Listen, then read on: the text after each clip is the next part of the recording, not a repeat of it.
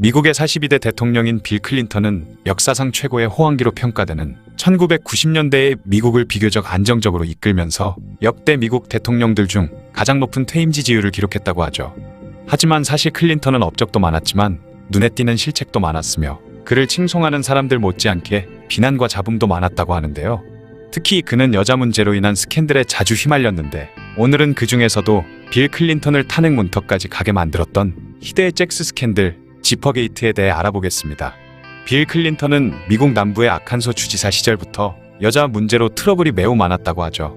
1990년 9월 아칸소주 개발재정국에서 해고된 내리 콜린스라는 직원은 클린턴이 아칸소주에 세금을 개인적으로 쓰며 5명의 여자와 간통을 했다 라는 사실을 폭로했습니다. 평상시처럼 아무 생각 없이 출근한 클린턴은 AP통신의 기자 빌 시먼스에게 그 소식을 전해 듣고 기겁하며 시먼스라는 기자에게 콜린스가 지목한 여자들과 인터뷰할 것을 요청했죠. 그런데 시먼스가 인터뷰를 한 결과 5여자 모두 그런 적이 없다는 의외의 진술을 받게 됩니다. 하지만 클린턴이 속해 있던 민주당과 대립하던 공화당에서 이를 놓칠 리 없었는데요. 당시 클린턴은 아킨소 주지사 임기가 거의 끝나던 시기로 다시 한번 주지사에 취임하기를 원하고 있었습니다. 때문에 그의 경쟁자였던 공화당 주지사 후보 셰필드 넬슨은 지속적으로 이 문제를 거론하면서 클린턴을 부도덕한 인물이라고 비난했지만 자신의 이름이 사람들의 입에 오르는 것을 불쾌하게 여긴 5명의 여자들이 자꾸 자신들의 이름을 이용하면 그를 고소하겠다며 오히려 반발하고 나섰는데요. 게다가 콜린스의 증언을 제외하고는 아무런 증거도 없는 상황이었기 때문에 그렇게 클린턴은 무사히 위기를 넘어갈 수 있었죠. 이외에도 클린턴이 주지사로 있던 시절 호텔에서 그에게 잭스를 강요당했다고 주장한 폴라 존스, 12년간 클린턴과 혼외정사를 했다고 주장한 제니퍼 플라워스, 그리고 성매매 여성과의 사이에서 낳은 숨겨진 아들이 있다는 등의 스캔들이 끝없이 그를 따라다녔습니다. 그 중에서도 제일 유명한 스캔들은 당시 백악관 인턴이었던 모니카 르윈스키와의 불륜 스캔들로 속칭 지퍼게이트라 불리는 사건인데요. 르윈스키는 1995년 백악관에 입성한 지 4개월 만에 대통령의 연인이 됐다고 합니다. 당시 클린턴의 나이가 49세였던 데 비해 그녀는 22세의 어린 나이였죠. 비서실 간부들은 특별한 용무 없이 자꾸 대통령 집무실 주변을 얼쩡거리는 르윈스키를 마음에 들어하지 않았다고 합니다. 때문에 1996년 4월에는 르윈스키를 국방부로 보내버렸지만 그럼에도 그녀와 클린턴과의 미래는 계속됐다고 하죠. 그런데 르윈스키가 국방부로 쫓겨날 때 그녀와 같이 강제로 부서가 옮겨진 린다 트립이라는 여직원이 있었는데요. 이 트립이라는 사람은 클린턴 정권이 오랫동안 백악관에서 일하던 자신을 아무 이유도 없이 내쳤다며 앙심을 품고 있었는데 마침 르윈스키가 트립에게 대통령과의 미래를 시시콜콜 털어놓자 그 내용을 몰래 녹음해뒀다가 언론에 공개해버렸고 결국 미국 전역이 발칵 뒤집혀버린 것입니다. 르윈스키와 트립이 흘리기 시작한 스캔들은 그야말로 순식간에 퍼져나갔고 여러 언론들과 수사기관의 집요한 압박을 이기지 못한 클린턴은 마침내 1998년 8월 르윈스키와의 부적절한 관계를 인정하게 되죠. 조사 결과 클린턴과 르윈스키는 1995년 11월부터 1997년 3월까지 10회의 성관계를 가졌으며 르윈스키는 자신이 입었던 푸른 드레스를 제출하며 그 옷에 묻은 정액이 클린턴의 것이라고 진술했습니다. 이 대형 스캔들을 조사한 케네스 스타라는 검사는 조사 결과를 요약한 보고서를 제출했는데 유사성행위 등의 각종 낯뜨거운 내용들로 구성된 이 보고서는 공개 당시에만 2천만 명이 넘는 미국인이 읽을 만큼 많은 관심을 받았다고 하죠. 보고서에 따르면 클린턴과 르윈스키가 은밀한 성적 만남을 시작한 것은 그녀가 백악관 인턴 사원으로 근무하던 1995년 11월 15일이었습니다. 르윈스키는 백악관 비서실장 방에서 클린턴 대통령에게 당신을 짝사랑하고 있다라는 말과 함께 자신의 웃옷을 뒤로 젖히며 자신의 속옷을 보여주었다고 하죠. 이후 그녀는 백악관 복도와 불 꺼진 서재, 대통령 집무실 등으로 옮겨가면서 클린턴 대통령과 뜨거운 밤을 보냈다고 합니다. 클린턴은 국회의원과 전화통화를 하는 중에도 르윈스키와 음란한 행위를 했으며 심지어는 그녀의 성기에 담배를 갖다 댔다가 자신의 입에 물고는 맛이 좋군 이라는 말까지 했다고 하죠. 그 외에도 약 15차례에 걸쳐 전화통화로 음란행위를 하기도 했습니다. 미국에서는 지역마다 간통죄가 있는 곳이 있고 없는 곳도 있으며 이를 대하는 태도 또한 많이 다르다고 하는데요. 대도시이고 진보적인 성향의 뉴욕을 비롯한 동북부 지역이나 LA를 비롯한 서부 지역 등에서는 정치인들의 성문제에 있어 좀 관대한 반면에 보수적이기로 유명한 텍사스를 비롯한 남부 지역 등에서는 정치인의 성문제에 굉장히 민감한 반응을 보인다고 합니다. 대선에서 클린턴을 지지했던 아칸소와 루이지애나 또한 성문제에 민감한 지역이었기에 특히 난리가 났었다고 하죠. 게다가 클린턴이 혐의를 바로 인정한 것이 아니라 법정에서 거짓말을 하다가 검사에게 털리는 과정을 겪은 후에야 자신의 혐의를 인정하는 추한 모습을 보였기 때문에 결국 하원에서 그를 탄핵하는 의결이 통과되었고, 결국 클린턴은 벼랑 끝까지 몰리게 되었습니다. 거기다 평소 담배를 좋아하는 클린턴이 르윈스키의 성기에 담배를 보관했던 일화를 비롯한 각종 성적인 보도들은 그의 이미지에 큰 타격을 입히게 되죠. 하지만 TV 등을 통해 대통령에게도 사생활이 있다는 의견이 나오기 시작했고, 어느 정도 클린턴에게 동정을 보내는 여론이 생겼는데요. 개인의 사생활과 관련된 문제로 탄핵은 좀 지나치다는 여론이 생기면서 상원에서 탄핵안이 부결되었고, 클린턴은 간신히 대통령의 자리를 지키게 됩니다. 물론 이 시기에 아내인 힐러리와의 관계는 당연히 막장으로 치달았다고 하죠. 훗날 힐러리의 회고에 따르면 그때 남편을 반갑게 맞이했던 가족은 우리 집 개밖에 없었으며 한동안 빌은 소파에서 잠을 자야만 했다 라고 말했습니다. 비록 대통령의 자리는 지킬 수 있었지만 클린턴은 그의 스캔들에 관한 보고서를 보게 된 많은 미국인들의 조롱을 피할 수는 없었죠. 특히 클린턴이 법정에서 자신은 루인스키와 잭스를 하지 않았다는 거짓말을 한 것이 들통나자 그 사실을 추궁하는 사람들에게 내가 말한 잭스에 입으로 하는 잭스는 포함되어 있지 않았다 라며 변명한 것으로 두고두고 사람들의 놀림거리가 되었는데요. 클린턴 덕분에 미국 대통령의 사무실이라 볼 수 있는 오벌 오피스가 오럴 오피스라고 불리며 조롱당하기도 했다고 합니다. 당시 미국 메이저리그의 전설적인 야구선수 조 디마지오도 클린턴의 잭스 스캔들을 두고 온갖 비난을 쏟아냈다고 하는데요. 왜냐하면 조 디마지오는 자신의 전 아내이자 유명 배우 마릴린 먼로가 존 F 케네디 대통령과의 성추문 때문에 죽었다고 생각했기 때문에 높으신 분들의 성추문을 극도로 혐오했기 때문이라고 하죠. 그런데 황당한 사실은 정작 조 디마지오도 마릴린 먼로와 결혼 생활을 할 당시 그녀를 매일 야구 배트로 폭행을 했던 인간 쓰레기나 다름없는 인물이었다는 것입니다.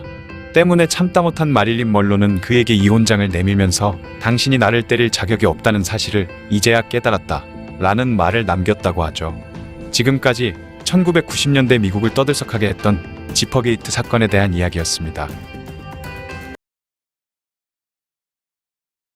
영화 캐치 미 이프 유 캔의 주인공인 프랭크 윌리엄 에버그네일은 그의 똑똑한 머리와 좋은 연기력을 이용해 항공사의 부기장, 외과 전문의, 변호사 등을 사칭하며 수백만 달러가 넘는 위조 수표를 만들어낸 중범죄인이죠.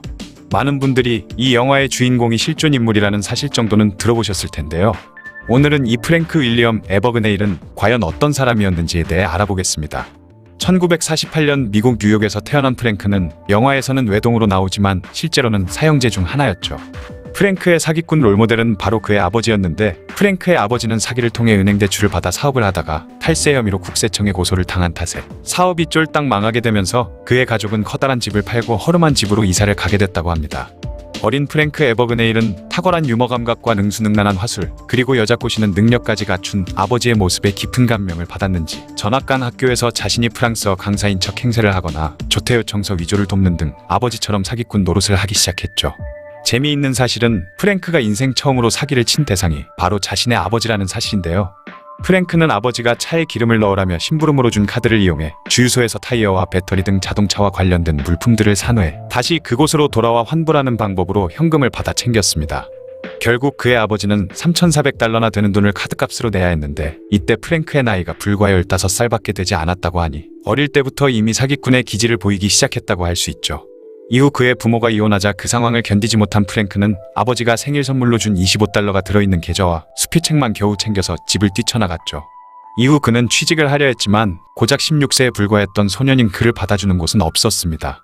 그러던 어느 날 차를 타고 이리저리 거리를 방황하던 그는 우연히 맨하탄의 페남 본사 앞을 지나가다가 보통 사람들은 생각조차 하지 못할 황당한 아이디어를 떠올렸죠. 바로 페남의 조종사로 위장해 돈을 벌겠다는 계획이었습니다. 그렇게 그는 곧바로 집으로 가서는 자신의 운전면허증에 적힌 출생연도를 1938년으로 교묘하게 바꿔놓은 후 페남 본사에 전화를 걸어 그곳의 조종사 제복을 만드는 양복점의 주소를 알아냈죠. 그렇게 조종사의 제복을 구한 후 그들이 쓰는 물품들까지 모두 구한 프랭크는 존 F 케네디 국제공항에 있는 페남의 사무소로 가서 자신보다 2년 선배인 조종사가 자기를 골탕 먹이기 위해 제복에 달려있던 기장을 떼어낸 후 불태워버렸다는 거짓말을 태연하게 하면서 조종사들이 모자와 가슴에 다는 배지까지 얻어냈습니다. 16살에 불과했던 그가 이런 사기극을 성공해낼 수 있었던 데는 그의 건늙어 보이는 외모 또한 큰 역할을 했다고 하네요. 어느 누구도 프랭크가 26살이라는 것을 전혀 의심하지 않았다고 합니다. 운 좋게 페남의 조종사로 신분 세탁을 하는 데까지는 성공했지만 그 생활을 계속 유지하기 위해서는 조종사들이 평소 어떤 식으로 일을 하는지 알아야 했고 그 외에 그의 신분을 증명할 신분증과 조종사 면허증 또한 필요했죠. 때문에 프랭크는 도서관에서 그와 관련된 자료를 찾는 동시에 기자로 위장해서 진짜 페남의 조종사를 찾아가 그가 평소 어떤 일을 하는지 취재까지 하는 치밀함을 보였습니다. 그 후 그는 캘리포니아로 날아가 1938년생 중 어린 나이에 죽은 아이의 출생증명서를 관청에서 발급받은 후 다시 그것을 뉴욕으로 가져가 그곳의 관청에 제출하면서 주민등록증까지 발급받는 데 성공했죠. 이후 도서관에 있던 페남을 소개하는 책자에 있는 샘플 신분증을 복사한 뒤 장난감 비행기에서 떼어다 붙인 로고를 붙이는 수법으로 페남의 신분증까지 위조해낸 프랭크는 미러키의 은세공 공장에서 조종사 면허증까지 만들어내면서 완벽하게 페남의 조종사 프랭크 윌리엄스로 변신하는 데 성공합니다.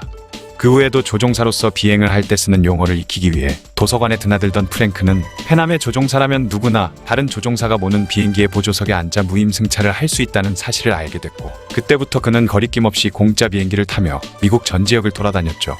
시간이 지날수록 대담해진 프랭크는 페남항공사의 명의로 된 카드를 이용해 다른 승무원들에게 아낌없이 돈을 써댔고 그렇게 환심을 사는 데 성공하면서 여승무원들을 꼬셔 호텔로 데려가기도 했다고 하네요. 2년 동안의 떠돌이 생활이 질렸던 프랭크는 이번에는 하버드 메디컬 스쿨을 졸업한 소아과 레지던트인 프랭크 윌리엄스 박사로 위장해서 조지아의 애틀랜타에 있는 독신 의사들을 위한 임대 아파트에 들어갔죠. 하지만 한 가지 문제가 있었으니 바로 그의 옆집에 사는 사람이 근처 병원의 소아과 과장이라는 사실이었습니다. 얼마 지나지 않아 이웃집으로 초대를 받은 프랭크 윌리엄스 박사는 그 과장이 근무하는 소아과 병동에 야간 근무를 맡아달라는 제안을 받게 되죠. 하지만 의학에 대해서는 쥐뿔도 모르는 프랭크가 제대로 된 의사 노릇을 할 수 있을 리가 없었습니다. 그는 의사로서의 전문적 지식이 필요한 상황이 오면 옆에 있던 진짜 의사들에게 의견을 물어본 후 그의 의견에 동의하는 것처럼 연기하면서 교묘하게 위기를 피해 나갔고 몇 번의 위기를 겪은 후에는 누구도 그를 찾지 못하게 비품창고에서 살다시피 했다고 하죠. 프랭크가 자신의 입으로 직접 밝히길 자신의 인생에서 가장 지옥 같았던 3개월간의 의사생활이 그렇게 끝난 후 그는 루이지애나주로 이사를 하게 됐고 그곳에서는 하버드 로스쿨 출신으로 위장해 변호사 시험을 쳤는데 놀랍게도 그는 단 한 번의 시험 만에 아주 우수한 성적으로 합격하며 진짜 변호사가 됐죠. 원래라면 프랭크는 그때부터 쭉 변호사로 살 마음을 먹었지만 하필 그가 들어간 변호사 사무실에 진짜 하버드 로스쿨 출신이 있다는 걸 알게 되면서 결국 변호사 일을 때려치게 됩니다. 이때까지 그는 비행기 조종사와 의사, 변호사라는 신분을 위조하며 9만 달러나 되는 돈을 번 상태였지만 거기에 만족하지 못하고 이번에는 페남사의 수표를 위조하면서 고작 사흘 만에 7만 5천 달러라는 거금을 손에 넣었죠. 이후에도 프랭크는 프랑스 남부의 몽펠리에서 페남의 수표를 대량으로 위조했고 미국의 보스턴에서는 은행 보안 직원으로 위장해 70만 달러 정도 되는 현금과 귀중품들을 훔쳤습니다. 그 외에도 그는 스튜어디스가 되기를 원하는 여대생들을 모집하는 업무를 맡은 페남사의 직원으로 위장해 가장 예쁜 8명의 여학생을 뽑은 뒤 가짜 조종사의 신분으로 유럽을 돌아다닐 때 그녀들을 함께 데리고 다니며 즐겼다고 하네요. 하지만 프랭크의 나이 21세가 되었을 때 그와 위조 지폐를 만든 공범이었던 인쇄기술자가 그를 경찰에 신고하면서 마침내 그는 프랑스 경찰에 체포되었습니다. 놀랍게도 고작 21세밖에 되지 않은 그에게 무려 26개국에서 날아온 체포영장이 발부되어 있었다고 하죠. 사기죄로 유죄 판결을 받고 프랑스의 페르피냥 형무소에서 1년간 복역한 그는 이번에는 스웨덴으로 넘어가 그곳에서 8개월간 죄수 생활을 했다고 합니다. 그 후에는 이탈리아로 넘어가 2개월 동안 교도소 생활을 했다고 하네요. 하지만 그것으로 끝이 아니었습니다. 미국의 FBI는 그의 모든 수감 생활이 끝나기를 기다렸다가 그가 형무소에서 풀려나자마자 다시 체포한 후 죄질이 무거운 다중사기죄를 적용해 그가 무려 12년형을 선고받게 만들었죠. 그렇게 5년 동안 연방형무소에서 복역한 프랭크는 모범수로 풀려난 후 1976년 뉴욕 주립은행의 보안 컨설턴트로 취직했는데 2년 뒤인 1978년 수표 보안 체계에 혁명을 일으킨 수표 IPS 오피셜 체크 시스템을 만들어내더니 1996년에는 중소규모 은행과 사업체를 위한 간편한 컴퓨터 금융 보안 프로그램인 세이프체크와 체크플러스를 개발해내면서 현재까지 매년 100만 달러에 이르는 로열티 수입을 올리고 있습니다. 그는 현재 금융보안에 대한 세계 최고의 전문가로 FBI 금융범죄 대책반과 30년 넘게 일하고 있으며 1976년에 결혼한 아내 그리고 세 아들과 함께 행복한 삶을 살고 있다고 하네요. 때는 1942년 2차 세계대전을 일으킨 나치 독일은 무서운 기세로 프랑스를 함락시켰고 뒤이어 소련을 침공해 들어가고 있었습니다. 조용히 지켜만 보고 있던 미국도 일본의 진주만 공습을 시작으로 2차 세계대전에 참전했죠. 치고받고 격렬한 전투가 오가던 상황에서 나치 독일에 세뇌당한 독일 국민들의 사기를 꺾기 위한 작전을 미국의 CIA의 전신이었던 OSS가 당시 미국 대통령이었던 프랭클린 루스벨트에게 건네합니다. 그 대단한 작전은 독일인의 아침 식탁을 공략한다는 작전명 콤플레이트 작전이었죠. 루스벨트 대통령의 취미는 우표를 수집하는 것이었는데 대통령의 취미에 영감을 받은 OSS는 독일이 망했다는 우편을 독일 각 가정에 보내면 그것을 본 독일 국민들은 사기가 저하될 것이다 라는 발상에서 시작한 것이었죠. 이 작전에서 가장 중요한 것은 우표였습니다. 바로 각 가정에 배달될 우편에 한 가지 우표를 붙이는데 그 우표는 히틀러의 얼굴에 해골을 겹쳐놓은 그림과 몰락 한 제국이라는 글씨가 써져 있는 우표였고 그 우표는 일명 히틀러 해골 우표라고 불렸습니다. 그리고 그 우편에는 연합군의 전공을 과장한 선전물들을 넣어보낼 예정이었죠. 독일 각 가정에서 아침에 콤플레이트를 먹으며 그 우편을 받아볼 것이고 그 선전물과 우표를 보고 독일 국민들이 좌절하고 사기가 꺾일 것이다 여겨 작전명도 콤플레이트 작전이었던 것입니다. 괜찮은 작전이라 여긴 루스벨트 대통령의 명령에 따라 미군은 극비리에 스위스와 이탈리아에서 우표와 선전물을 제작하기 시작했죠.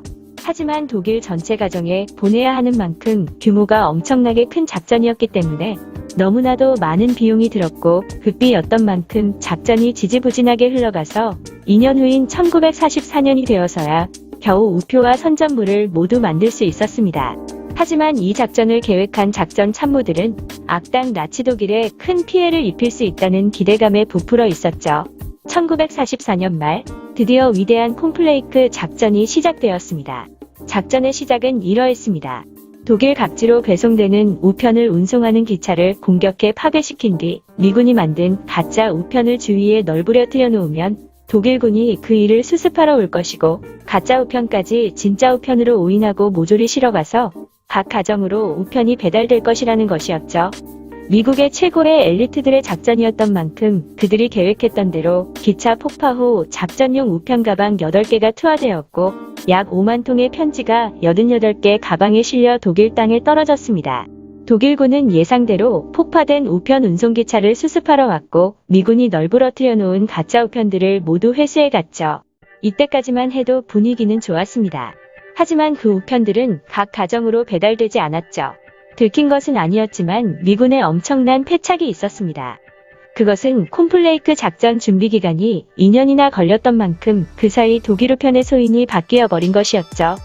그래서 예전 소인을 찍었던 미군의 가짜 우편들은 대부분 폐기 처분되었습니다. 그나마 새로 바뀐 소인이 찍힌 가짜 우편들도 있긴 했었지만 이는 전체의 10%도 안 되는 아주 적은 양이었죠.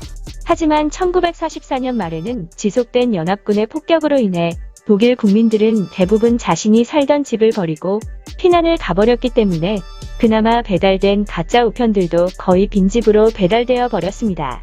심지어 연합군의 무지막지한 폭격으로 독일의 철도 상황도 매우 열악했기 때문에 중요한 사업이나 군사작전에 관련된 우편물만 배달되도록 독일 정부에서 방침을 바꾸었고 그로 인해 미군의 가짜 우편은 그대로 휴지 조각이 되어버렸죠. 엄청난 돈과 시간과 노력을 들였던 이 대단한 작전은 결국 대폭망 작전으로 끝나게 되었습니다. 이 작전을 실행한 미군도 너무 쪽팔렸는지 콤플레이크 작전은 1급 비밀에 붙여져 철저하게 관리되어 왔고 종전 이후에도 전혀 세상에 드러나지 않았죠. 이때 뿌려진 가짜 우편은 거의 대부분이 사라졌고 이 작전은 루스벨트 대통령이 사망하고 난 뒤 세상에 드러나게 되었습니다. 우표 덕후였던 루스벨트 대통령이 죽고 난 뒤 그의 유품을 정리하는 과정에서 이 작전에 쓰인 히틀러 해골 우표가 발견되었고 이후 이 우표가 콤플레이크 작전에 쓰였던 우표라는 사실이 밝혀진 것이죠. 콤플레이크 작전이 세상에 드러나고 나서 그 작전 내용을 본 사람들은 이 작전을 미 정보기관 역사상 가장 바보 같은 작전이며 정보전 사상 최대의 코미디라고 혹평에 혹평을 했습니다. 그런데 히틀러 해골 우표가 우표 수집가들 사이에서 엄청난 고가에 거래되기 시작하자 그 히틀러 해골 우표를 위조한 우표까지 만들어지고 있다고 하죠. 아무리 완벽한 계획으로 잘 만들어진 작전이더라도 사소한 실수 때문에 실패로 돌아갈 수도 있다는 큰 교훈을 남긴 콤플레이크 작전에 대한 이야기였습니다.